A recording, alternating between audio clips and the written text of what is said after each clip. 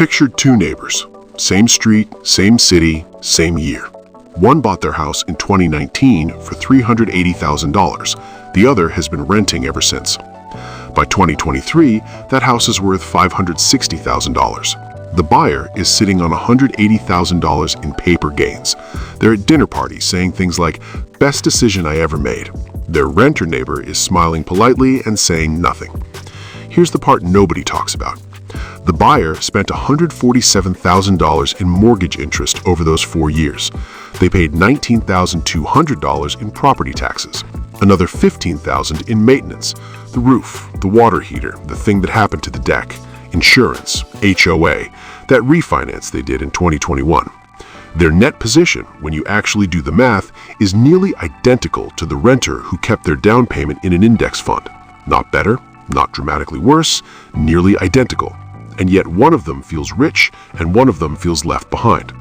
That gap between how homeownership feels and what it actually does to your finances is exactly what we're going to close today. Setup: why this matters right now. We're living through one of the most expensive housing markets in recorded American history. Mortgage rates are hovering around 7%, the median home price crossed $400,000, and every conversation about renting versus buying has the same energy as a religious debate. People have picked their side, and the math rarely gets a seat at the table. The pro-buying argument goes like this: you're building equity, you're not throwing money away on rent, real estate always goes up. The pro-renting argument is usually weaker. It's mostly defensive. I can't afford to buy anyway, or I like the flexibility. Neither side has a number. That's the problem. This is a math question dressed up as a values debate, and most people never find out what the math actually says. So here's the number, the one that changes everything: 8.71%. That is the approximate annual cost of owning a home as a percentage of the home's total purchase price, when you account for every dollar that leaves your hands and never comes back. Mortgage interest, property taxes, insurance, maintenance, and one cost almost nobody includes: the opportunity cost of your down payment. If you can rent a comparable home for less than 8.71% of what it would cost to buy it, you are, mathematically, financially better off renting. Not morally, not emotionally, financially. That distinction matters. We're going to hold on to it. Part 1. The math most people never do. Let's take a specific house. Purchase price, $400,000. You put 20% down. That's $80,000 out of your savings, your 401k, or your parents' generosity. Your mortgage is $320,000 at 7% on a 30-year fixed loan. Now, most people stop here and just look at the monthly payment. That payment is $2,129, and they compare it to what rent would cost. If rent is $2,200, they say, "I'm basically paying the same amount, but I'm building equity." Easy decision.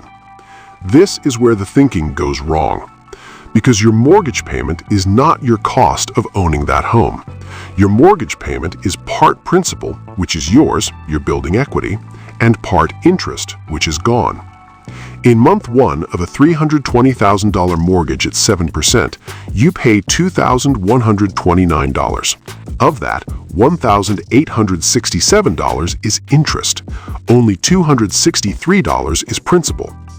You did not spend $2,129 on housing.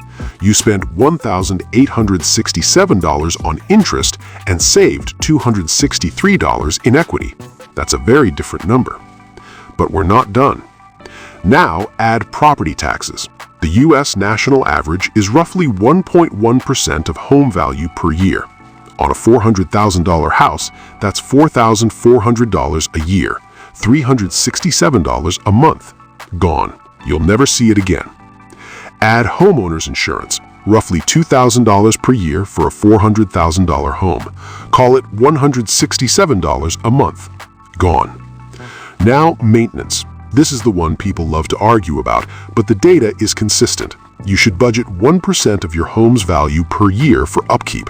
On a $400,000 home, that's $4,000 a year. Some years it's nothing. Some years the furnace dies in February. Over time, it averages out. We are now at roughly $32,000 per year before we add the most important number of all, the opportunity cost of your down payment. You put $80,000 into this house.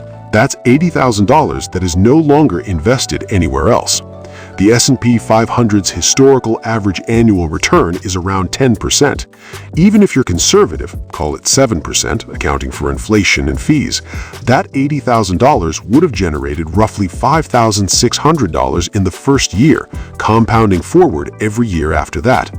That $5,600 is real money. It's the return you gave up. You didn't lose it, it just didn't happen. Add it to the pile. Total annual unrecoverable costs year one, approximately $34,800 on a $400,000 house. As a percentage of the purchase price, 8.71%. That is the threshold. That is the number. If you can rent an equivalent home for less than $2,900 a month, which is what 8.71% of $400,000 looks like divided monthly, you are financially better off renting, investing the difference, and waiting. Part 2. The equity myth. But you're building equity. Yes, you are. Let's talk about that. In year one, you built roughly $3,150 in equity through principal repayment. On a $400,000 house, that's 0.8% of the home's value. You spent $34,800 to capture $3,150. Now, your house may also appreciate. That's real. That's a genuine asset in the pro-buying column. Between 1963 and 2023, the median U.S. home price rose at about 4.6% per year, not adjusted for inflation, where it's closer to 1.5%. But still, price appreciation is a real return. Here's the tension. It's also a leveraged bet you didn't consciously choose. When you buy a house, you are putting a small amount of your own money, 20% down, and borrowing the rest to buy a single asset in a single zip code. If that neighborhood appreciates, you look like a genius. If the factory closes, or the flood zone maps are redrawn, or a new highway gets built half a mile away, you find out very quickly what leverage feels like on the way down. The stock market is diversified across thousands of companies, dozens of industries, multiple countries.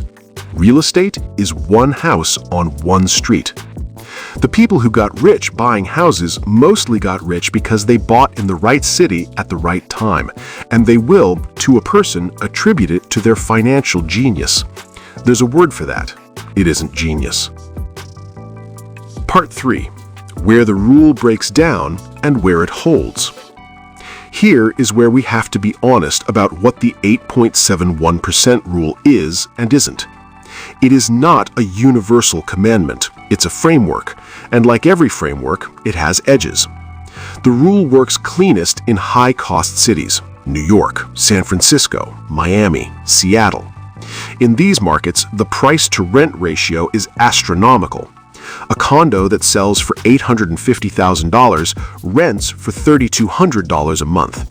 Do the math, that's a gross rental yield of 4.5%, well below 8.71%. Renting wins.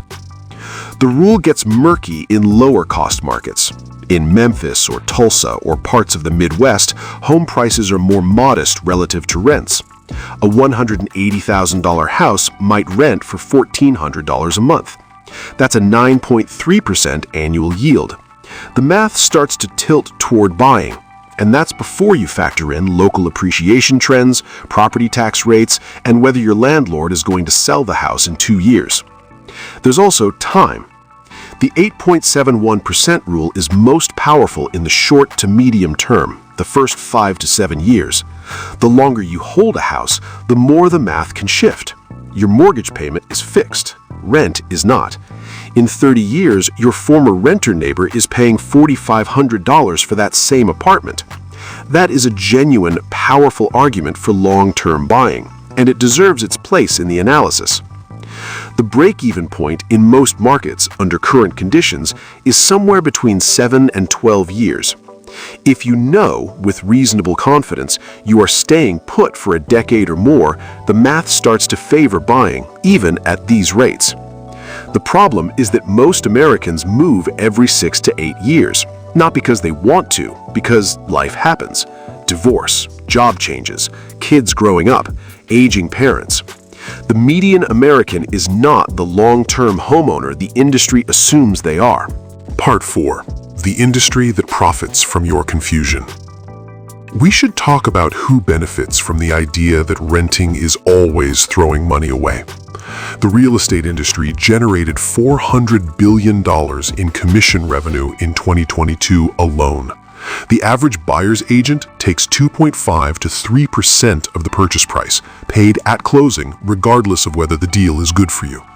The mortgage industry earns on origination fees, on points, on the spread between their cost of capital and what they charge you. Title companies, inspectors, appraisers, attorneys. The transaction cost of buying a home is typically 3 to 5% of the price before you've spent a single night there. Nobody in that ecosystem profits from you renting. This is not a conspiracy, it is an incentive structure, and incentive structures produce narratives. The narrative that emerged, rent is dead money, real estate always goes up, buy as soon as you can afford to, is not false in every case. It is incomplete in almost every case. And it is most aggressively promoted by the people who are paid when you sign. The 8.71% rule doesn't care who gets paid. It's just arithmetic. Part 5. The psychological architecture of homeownership. There is a reason this debate never dies. It isn't just financial. Homeownership carries a weight in American culture that is almost theological. It's tied to stability, identity, status. It's the backdrop of childhood memories. It's the marker of having made it. And there's nothing wrong with any of that, as long as you understand that you are choosing it consciously, not because the numbers demand it. Psychologists have a term for this, the endowment effect. Once something is yours, you value it more than an objective analysis would suggest. Homeowners consistently overestimate the value of their homes by 5 to 10% on average. They also undercount the costs. Most people, when asked how much they've spent on their home, forget to include the opportunity cost of their down payment. It just doesn't feel like a cost because it didn't leave their bank account in a single painful transaction. It left slowly, invisibly, year by year. That invisibility is worth a lot to the industry. It's worth less to you. Zoom out, the bigger picture. Here is what concerns economists who study this carefully.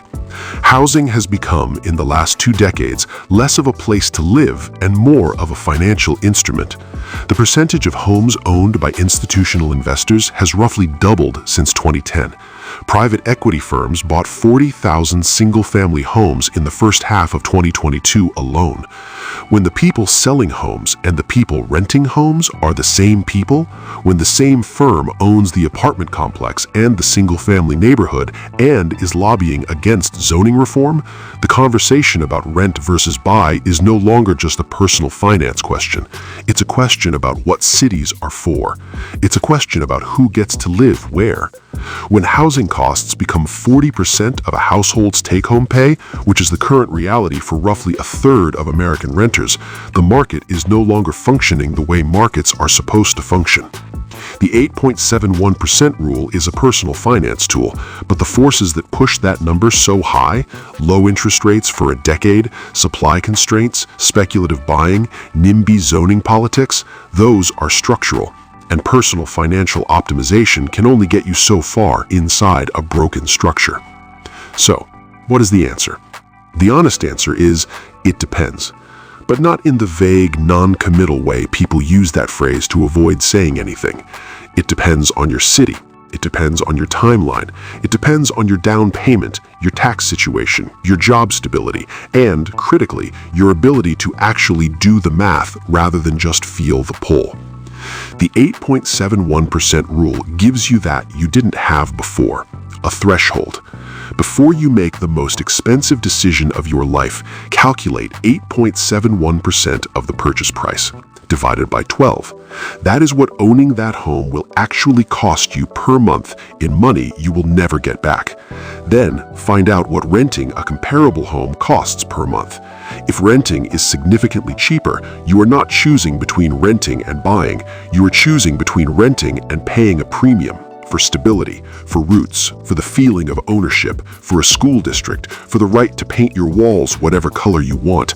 Those things have value, sometimes enormous value, but they should be chosen consciously.